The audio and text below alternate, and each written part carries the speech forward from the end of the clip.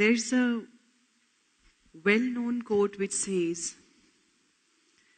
life is what happens to us while we are busy making other plans. It's this unpredictability, hence unpreparedness, is what makes life so fragile, yet so beautiful. Friends, some 20-25 years ago, I lived a life that many would only dream of. I always wanted to be an acclaimed artist and be at top of my game. I came from Nepal and actually managed to be a popular and successful actress in Indian film industry. About 80-odd films in 5 different languages, multiple awards. To be honest, some quality and a lot of quantity. Everything that I had dreamt of, in fact, more than what I had dreamt of, was happening to me.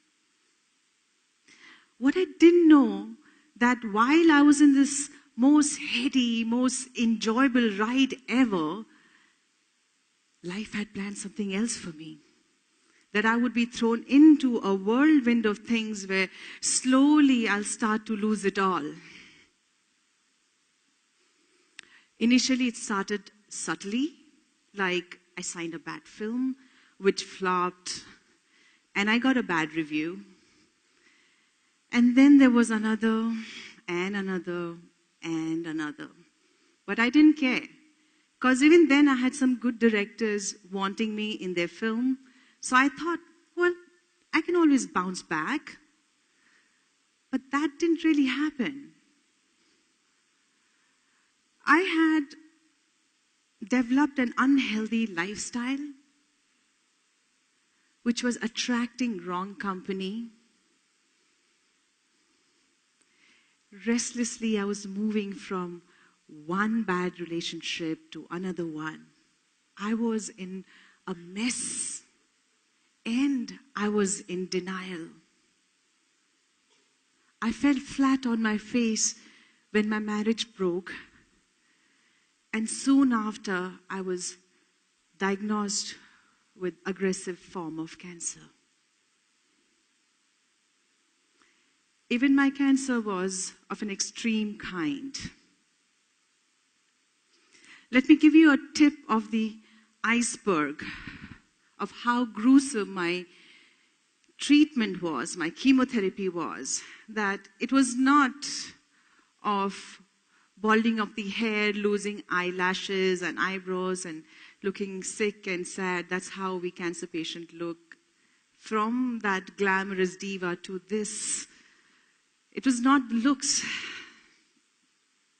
It was actually when I had to sign waivers for a permanent heart damage, a permanent ear damage, a permanent neuropathy problem, that my hand would be shaking for the rest of my life.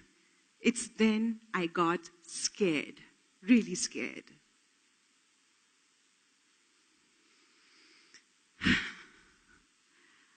I started to worry that maybe these were my last days. Maybe I was facing the D word, the unimaginable, unbelievable, unfathomable death. And then I started to think, if this was the end of my life, what did I do with my life so far? Did I live well? Was I proud of it? Of course not. I had messed it. I was living carelessly, ignoring my health, my career, people who cared for me and loved me. Friends, it's been 4.5 years. I'm cancer-free now. God has been kind. Life has been kind.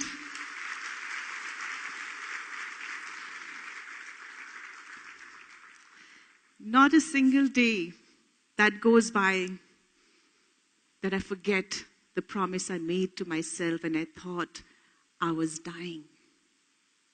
I have prioritized all the three things. I call them gifts. My health. I realized the importance of health when I was down with cancer. So I nurture it now. I look after it. I read. I inquire and do whatever it takes for me to have a good health. My relationship with my family is much more filled with respect and trust, because they were the only people who were with me from the beginning till the end. My friendship. I used to have entourage of friends, huge circle of friends. But today I have handful with whom I share a deeper bond, more meaningful friendship. My work. I realized I'm an artist in my heart and my spirit, so I need to be challenged for me to grow as an artist, to be satisfied. So I pick and choose films carefully, not callously the way I was doing before. I also got fourth gift, and that is realization of value of service, of contribution. I would like to share a story. When not too many people were visiting me in hospital, there was this lady who would come and be with me on Sundays. She's a doctor, a pathologist in Cornell Hospital in New York. Her name is Dr. Navneet Narula. And she would come sit in that uncomfortable chair of hospital, and spend the entire day with me. I was very intrigued because she was very busy. So I asked her, why are you doing this? You're not my friend from the past, and you're not my fan for sure. You know what she replied? She said, Manisha ji, with the hope that you will do this to somebody else.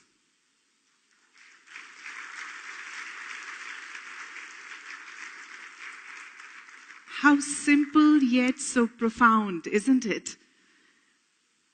That's when I made a promise that if I get a second chance to life, I will pay attention and be of service in whatever capacity I can. It can be anything big or small, it really doesn't matter. So, when earthquake hit Nepal, I had gone there, and with the help of UNFPA, we did a campaign called Dignity First. And I'm hoping to go to remote areas and talk about the importance to educate our girls, our daughters, and talk against child marriages, as there are many multiple complications of that. So that I do. Or, anything as a cancer survivor. I go around giving hopes to people, telling that cancer is not a death sentence, that there is a life beyond cancer. Or it could be anybody, and it could be a friend who's reached out to me and needs my patient hearing, anything. So I do that now.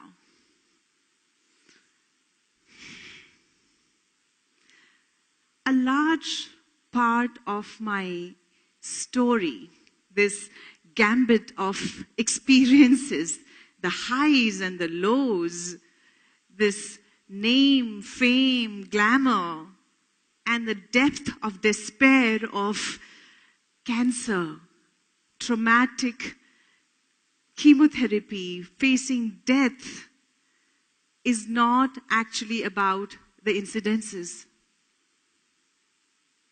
It is about finding sense behind it, finding meaning of it all.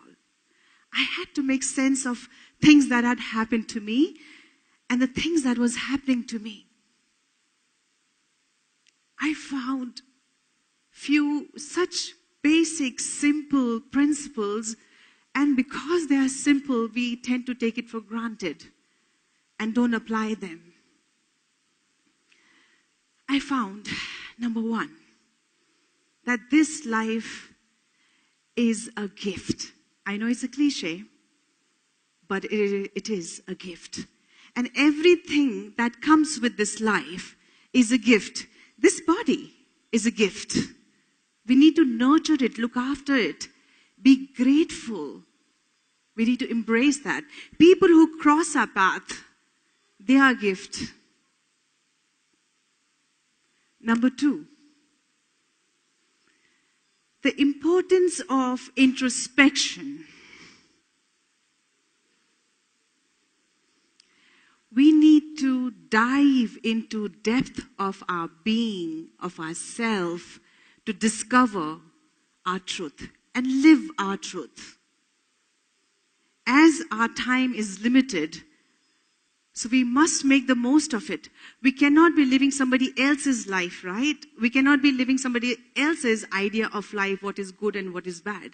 We need to find for ourselves. We need to introspect. We need to discover what it is that motivates us, compels to live a great life. So every day we can live with clarity and passion. Number three, no matter how we want to be prepared, there will always be a surprise. Life will throw some challenge from somewhere that we are not really fully prepared. But we have a choice. We can either be consumed by it, become victim and make that larger than us and get defined by that problem, or we can turn it around into a platform for our growth. Because there is a message, there is a lesson underneath every problem that we face. We can make a worse situation of our life into a narrative of triumph. The wisdom and the courage is all within us.